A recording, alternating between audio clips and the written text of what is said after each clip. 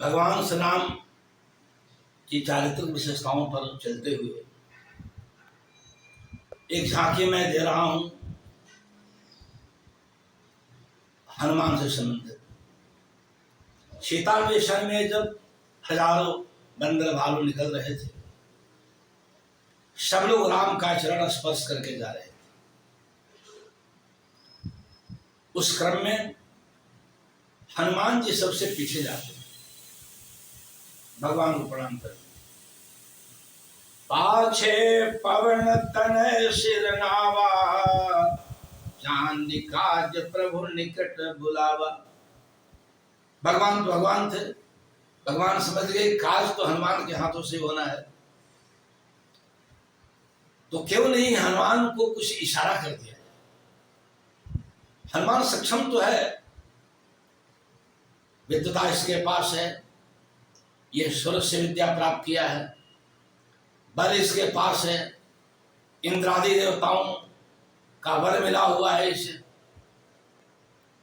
फिर भी हो सकता है वैष्णव हनुमान तंत्र पद्धति में विश्वास न रखता हो और तांत्रिकों के जाल में न फंस जाए, क्योंकि लंका में अघोर पंथी अधिक है, तांत्रिक अधिक है। इसलिए भगवान हनुमान के हाथ में मुद्रिका देते हैं और साथ साथ इशारा करते हैं, हनुमान तो वैष्णव है, वहां तांत्रिकों से भी मुठभेड़ हो सकती है, इसलिए तो सावधान रहना। हनुमान जी सर झुकाकर कहते हैं, प्रभु आपका आशीर्वाद चाहिए। अब हनुमान के मस्तिष्क में ये बात बैठ गई कि तांत्रिक ही मुझे कुछ परेशान कर सकते हैं, तो क्यों नहीं मैं तांत्रिकों की क्षमता जान लूं पहले, ये कितने बड़े बड़े तांत्रिक वहां रहते हैं। इसलिए हनुमान जब लंका पार कर प्रवेश करते हैं तो मंदिर मंदिर हर घर में खूब घूमते चलते हैं। घर घर में मां जानकी का मंदिर मंदिर प्रतिकर शोधा, देखे जहां तक अग्नि योद्धा। और गयो दशानन मंदिर माही, अति विचित्र कह जात सुनाही। शयन किए देखा कभी ही, मंदिर महन देख बैठे। वहां बैठे रावण के महल में जाते ही हनुमान को लगा कि यदि विख्यात तांत्रिक कोई लंका में होगा तो वह रावण के दरबार में सेवा देता, क्योंकि राजा के दरबार में अपने राज्य का सबसे बड़ा चिकित्सक, राज्य का सबसे बड़ा पहलवान, राज्य का सबसे बड़ा ज्योतिषी, राज्य का सबसे बड़ा राजनीतिज्ञ सब होते थे। उसकी आवश्यकता पड़ती थी राजा को। सोचे हनुमान की यदि तांत्रिक भी सबसे बड़ा जो होगा तो रावण के दरबार में होगा, तो क्यों नहीं रावण पर एक तंत्र का प्रयोग किया जाए। मैं देखता हूं उसका काट है कि नहीं यहाँ तक। हाँ, उसका काट यदि मिलेगा तब मैं फिर सोचूंगा। सोचा कि सामान्य लोगों पर यदि तंत्र का प्रयोग किया जाए उस पर उतना ध्यान नहीं देंगे, लेकिन यदि राजा पर ही किया जाए तब तो सारी प्रजा बेचैन हो जाएगी, सारे तंत्र लगा दिए जाएंगे, सारी विद्याएं लगा दी जाएंगी। इसलिए हनुमान देख रहे हैं कि रावण और मंदोदरी एक ही पलंग पर सो रहे हैं। यह रामचरितमानस में उल्लिखित नहीं है, ये अद्भुत रामायण में चर्चा है इसकी, कुछ कुछ उत्तर रामचरितम में भी चर्चा है। और दोनों का सिर पलंग से कुछ निकला हुआ है। रावण की शिखा और मंदोदरी की चोटी दोनों नीचे लटक रही है। रावण की शिखा भी लटक रही है, मंदोदरी की चोटी भी लटक रही है। उसी से मैं हनुमान चुपके से गए, रावण की शिखा और मंदोदरी की चोटी को जोड़ देते, गांठ बांध देते, और गांठ बांधकर अपने दोनों तलहटी से कस के दबा देते हैं। दोनों बाल आपस में मिल गए। फिर एक मंत्र का प्रयोग करते हैं। उन्हें लगा कि हो सकता है इस मंत्र का काट लंका में नहीं होगा, तब कैसे खुलेगी गांठ। इसलिए दयालु हनुमान मंदोदरी की दाहिने तलहटी पर एक यंत्र बना देते हैं। और चुपचाप चले गए। फिर विभीषण के यहाँ शांत हो। सुबह हुआ, सुबह में ही रावण जब उठता है तो खींच रही है मंदोदरी रावण की ओर। मंदोदरी सोची कि हंसी मजाक में मेरी चोटी को अपनी शिखा में बांध दिया, और रावण सोच रहा है कि मंदोदरी इसी गलती की है। पहले तो बहुत प्रयास करता है रावण खोलने का, नहीं, सारा प्रयास व्यर्थ गया। अंत में सोचा कि अपनी शिखा तो मैं नहीं काटूंगा, मंदोदरी की चोटी ही काट दूं। और वह तलवार से काटना चाहा, लेकिन तलवार की धारें फैल कर गई, क्योंकि हनुमान जैसे तांत्रिक का प्रयोग किया हुआ था। अब सुबह हो गए, अब सब लोग जगे, भाट चारण अभिषेक कर रहे हैं, सब गायन कर रहे हैं राजा को उठाने के लिए। और यह राजा रानी परेशानी में पड़े हुए। अब बहुत प्रयास किया गया, अच्छे अच्छे तांत्रिक बुलाए गए। दोपहर हो गए तब तक दोनों फंसे रहे, गांठ और शिखा टूटी थी। बड़ी परेशानी। रावण सोचा कि अब क्या होगा, सारे तांत्रिकों का तंत्र फेल कर गया। अंत में बूढ़ा माल्यवान जी चिंतित होते हैं और सोचे कि एक बहुत बड़ा ज्योतिषी से मैं दोनों का हाथ दिखाऊं। क्या आज कौन ग्रह चल रहा था? एक अच्छा ज्योतिषी, जो सबसे अच्छा ज्योतिषी था, उसे दिखाया गया। बोला कि भाई, मंदोदरी की दाहिनी तलहटी पर एक यंत्र बना हुआ है, और जो बांधा इस गांठ को वह इतना दयालु है कि एक मंत्र का प्रयोग कर दिया है तलहटी पर। इसी तलहटी से मंदोदरी जब 5 थप्पड़ रावण को मारेगी तो गांठ खुल जाएगी। यह सुनते ही सब लोग आश्चर्य में पड़ गए। रावण सोचा कि इतनी बड़ी बेइज्जती, इतनी बड़ी भीड़ हो गई है मेरे घर में। ऐसी स्थिति में रावण कहा कि मैं मर जाऊंगा, नहीं पत्नी के हाथ से नहीं पिटाऊंगा। फिर अंत में लोग सुझाव दिए कि कोई बात नहीं, अरे सबको बाहर कर दिया जा रहा है, आप अकेले रहें, मंदोदरी मारेगी। अरे धीरे धीरे मारेगी, 5 थप्पड़ मारना है। रावण बोला कि धीरे धीरे मारे या कस की बेइज्जती तुम्हारी हो जाएगी। माल्यवान कहते हैं कि इसके अतिरिक्त कोई उपाय भी नहीं है। तब रावण शिकार करता है लाचारी, और मंदोदरी जब 5 थप्पड़ मारती है रावण को, गांठ खुल जाती है। यानी हनुमान के तंत्र का काट वहां नहीं था। इस तरह से तंत्र विद्या में ही पारंगत हनुमान जान गए कि तांत्रिक भी मुझे कुछ नहीं बिगाड़ सकते।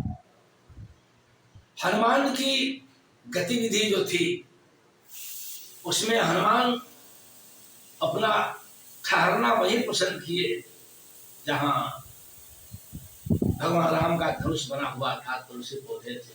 राम आयुध अंकित गृह, शोभा वरुण जाई, नव तुलसी का वृंदतः देखी हस्त विराई। अब वहां जम्हाई ले देने उठती है विभीषण की। रावण, ये हनुमान सामने जाते हैं, परिचय पूछता है विभीषण। हनुमान जी परिचय देते हैं। सबसे पहले तो बताया कि भाई सुनो, मैं वह हूं जिसका नाम लेने से, सुबह सुबह कोई नाम ले ले तो दिन भर भोजन नहीं मिलता है। कौन है आप? मैं राम का दूत हूं, हनुमान। राम दूत मैं कपि हनुमाना, नाम मोर सुन कृपा निधाना। आते हुए राम का भक्त विभीषण बड़ा प्रसन्न होता है, और विभीषण सारी बात बताता है कि महल के अंदर नहीं, सीता को अशोक बांट जाता है। अशोक बांट जाता है, कैसे मिला जाए, सारी योजना बनती है, और हनुमान अशोक वृक्ष पर जाकर छुप जाते हैं। अब देखिए, हनुमान को अंगूठी दी गई, क्यों? भगवान जानते थे कि यह अंगूठी मेरी यूनिक है, कोई बना नहीं सकता। क्योंकि गुरु पत्नी अरुंधति के द्वारा दी गई थी मेरी पत्नी को, मुंह दिखौनी में दी गई थी, जिस पर राम नाम अंकित था। और वही अंगूठी सजानकी निकाल कर राम को दे देती है नाव पार करते समय श्रीमेलपुर। ऐसी शर्त थी कि तापस वेश विशेष उदासी 14 वर्ष राम वनवासी। राम के लिए शर्त थी, कोई गहना धारण नहीं कर सकते, उदासी वेश में सीता के लिए शर्त नहीं थी। इसलिए सीता सारा आभूषण त्याग देती है, लेकिन राम नाम की अंगूठी पहने रहती। गुरु पत्नी की दी हुई थी और अपने प्रियतम के नाम की अंगूठी थी। वही जब राम पाल कर रहे थे, उसमें उतराई नहीं थी देने को भगवान के पास। सीता समझी कि मेरे पति देव संकोच कर रहे हैं, क्या इनके पास कुछ है नहीं, मेरे पास अंगूठी है, वही मैं दे देती। भारतीय संस्कृति की भार जाती, जो प्राण को न्यौछावर कर भी, अपनी जिंदगी को दाव पर लगाकर भी पति की प्रतिष्ठा की रक्षा करती है। सीता देती है, तुलसीदास जी वहां स्पष्ट करते हैं कि अपने पति के हृदय के भाव को जानने वाली सीता अपनी प्रिय अंगूठी उतार कर देती है। प्रिय ही की सिय जान नहारी, मन मुद्री मन मुदित उतारी देती है। भगवान तो मांग सकते नहीं थे, क्योंकि पति को मांगने का हक नहीं है, लेकिन ले लिए। जब दी तो ले लिए। हालांकि केवल लिया नहीं, तब से अंगूठी राम के पास रही, और सीता हरण के बाद भी वह अंगूठी थी उनके पास। इसलिए वही अंगूठी देते हैं कि अंगूठी देखकर सीता पहचान जाएगी जहां राम के पास से है। बड़ा दार्शनिक भाव है। यहाँ हनुमान विचार कर रहे हैं। हनुमान वहां बहुत बड़े साहित्यिक होने के नाते आंक रहे हैं कि सीता की स्थिति कैसी है। हनुमान को लगा कि सीता की विरहावस्था अंतिम चरण में पहुंच गई। विरह की 11 दशाएं होती हैं: अभिलाषा, चिंता, गुणकथन, मनन, उद्वेग, संप्रलाप, व्याधि, जड़ता, मूर्छा, मृत्यु। ये 10 अवस्था को प्राप्त करने के बाद मृत्यु होती है। लग रहा था भगवान कि विरह में सीता की स्थिति अब 10 अवस्था को पार कर चुकी थी, मृत्यु ही बाकी थी। भगवान सोचे कि ऐसी स्थिति में मैं यदि अंगूठी नहीं गिराऊं, सामने न हो सकता है सीता प्राण त्याग दे। क्योंकि कुछ ही क्षण पहले सीता त्रिष्ठा से अग्नि मांगी थी कि कहीं से आग लाओ बहन, मैं उसमें जल कर मरना चाहती हूँ। और त्रिष्ठा बोली कि बहाना कर दी, भवी भक्ति रात्रि में आकाम निशिनयन हल मिल सुनो सुकुमारी, अस कही सो निज भवन सिधारी। विरहावस्था में सीता को अशोक के कोमल पत्ते, जो लाल लाल पत्ते थे, वे भी अग्नि की तरह दिख रहे थे। और अशोक वाटिका से भी, अशोक वृक्ष से भी प्रार्थना कर रही सीता कि आपकी पत्नी भी तो आग के समान है, आग दें, मैं अपना साफ करूं। नूतन किसल अनल समाना, देहु अग्नितन करवो निदाना। देखी परम विरहा कुल सीता, सो क्षण कपि कल्प सब बीता। बेचैन हुए हनुमान। लगा कि एक कर बीत जाए, विरहावस्था में देखकर दो की घड़ी लंबी होती है। तब हनुमान मुद्रिका गिरा, और मुद्रिका गिराने के बाद जब नीचे आए, अपना परिचय दिए, तब सीता संतोष हुआ। इस क्रम में हनुमान और राम जान रहे थे हनुमान ही सफल होगा। इसलिए अष्ट सिद्धियों की बात हम पढ़ते हैं, वह अष्ट सिद्धि का वरदान तो दी थी श्री जानकी मैया। अष्ट सिद्धि नव निधि कर दाता, अशबर दिन जानकी माता। लेकिन भगवान की कृपा से ये सारी बातें हनुमान के अंदर थी। सिर्फ सीता द्वारा परिपुष्ट की गई, आवेशित की गई। हनुमान के पास अणिमा, सिद्ध, महिमा, गरिमा, लघिमा, प्राप्ति, प्राकाम, सिद्ध और वसिष्ठ, ये 8 सिद्धियां जो होती, 8 सिद्धियां थी और 8 का प्रयोग लंका की यात्रा में कर चुके हनुमान। ऐसे ही नहीं हनुमान को राम अंगूठी सौंपे थे। अपने जब सिरसा मुंह बढ़ाने लगी, समुद्र में चौड़ा दुगना करने लगी, जैसे सुरसा बदन बढ़ावा, ताश दुगुन का विरूप दिखावा, तो हनुमान भी उसे दुगना करने लगे। अब सोचे समय बीतता जा रहा है, मैं हवा में टिका हुआ हूं, कोई टेक नहीं है। तब इनमें अणिमा सिद्धि थी। अणिमा सिद्धि उसे कहते, इसमें अपने आप को मनचाहा छोटा कर सकते हैं, जितना चाहे उतना छोटा कर दे। यह सिद्धि जिसके पास होती है अणिमा सिद्धि कहते हैं। इस सिद्धि से जब सतजो जनते यानन किन्हा, इन 400 कोष में 1 योजन में 4 कोष होता है, जब मुंह फैला लेती है, अति लघु रूप पवन सो। हनुमान अणिमा सिद्धि से अपना रूप छोटा करते हैं और जब तक मुंह समेटती तब तक हनुमान बाहर आ गए। यहाँ अणिमा सिद्धि दिखाई पड़ी। जिस पर्वत पर चढ़कर छलांग लगाए थे समुद्र पार जाने के लिए, जही गिरि चरण दे हनुमंता, चले उसका पाताल तुरंता, वह पर्वत पाताल में धंस गया था। इसका मतलब गरिमा सिद्धि मेरे पास थी। इतना भारी हो गए थे कि पहाड़ को धंसा दिए। अब गरिमा अब और अणिमा हम देखें। लघिमा सिद्धि, लघिमा सिद्धि का उदाहरण कहाँ मिलता है? लंका में जब रावण के द्वारा आदेश दिया गया कि इसकी पूंछ में कपड़ा लपेट कर तेल बोलो, आग लगाओ। पूंछ बड़ा प्यारा होता है बंदर का। अब जला हुआ जाएगा या बंदर, जिसका स्वामी समझेगा कि इसे पाला पड़ा है। लपेट दिया। आप जानते हैं कि जितने वस्त्र थे, जितने घी थे, सब लगे पूंछ बढ़ाते गए हनुमान। तो पूंछ लंबी थी और उसमें कपड़े लपेटे गए।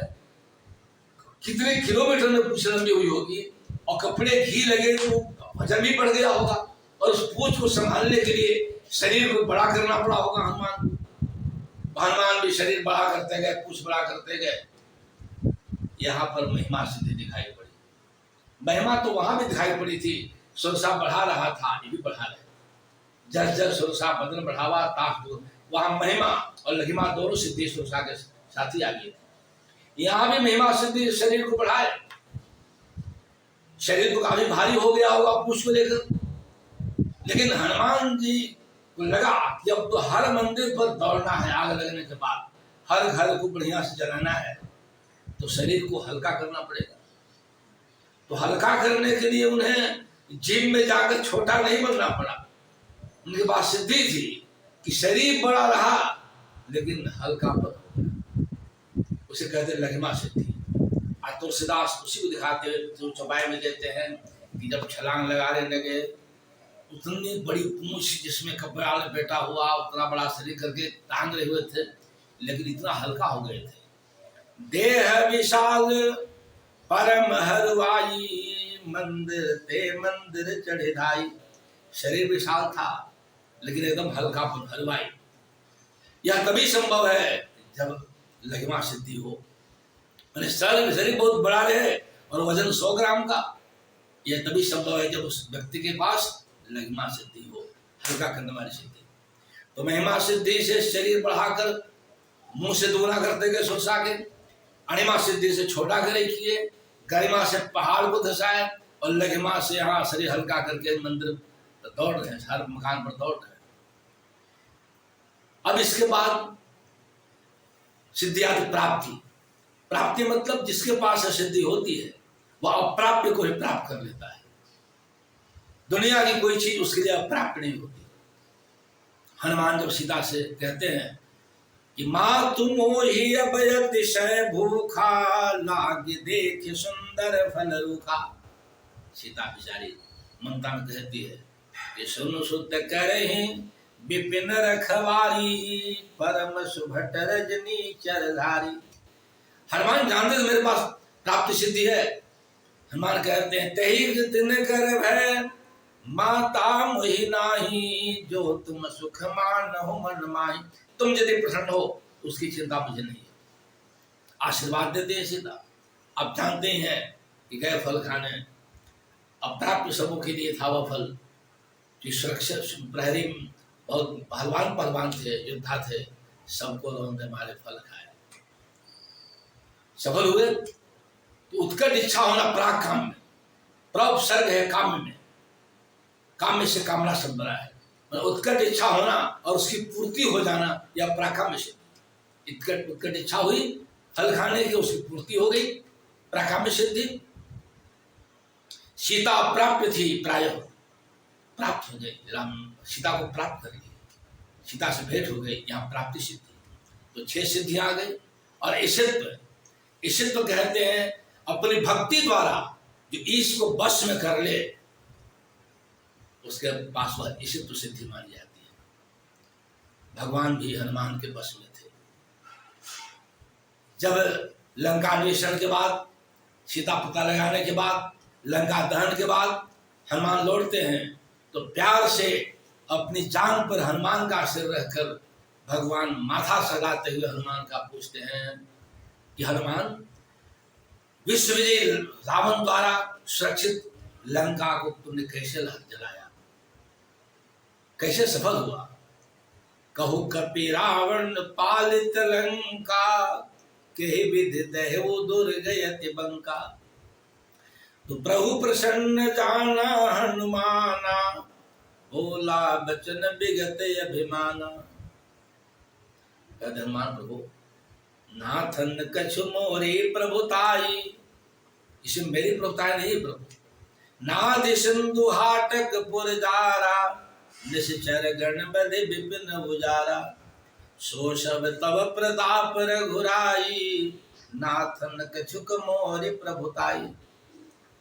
कितनी निर्वाणता थी हनुमान के अंदर, कुछ अहंकार नहीं था। इतना बड़ा कार्य किया फिर भी कह रहे प्रभु मैं कुछ नहीं किया, सब आपका प्रभाव से हुआ, आपकी प्रभुता थी।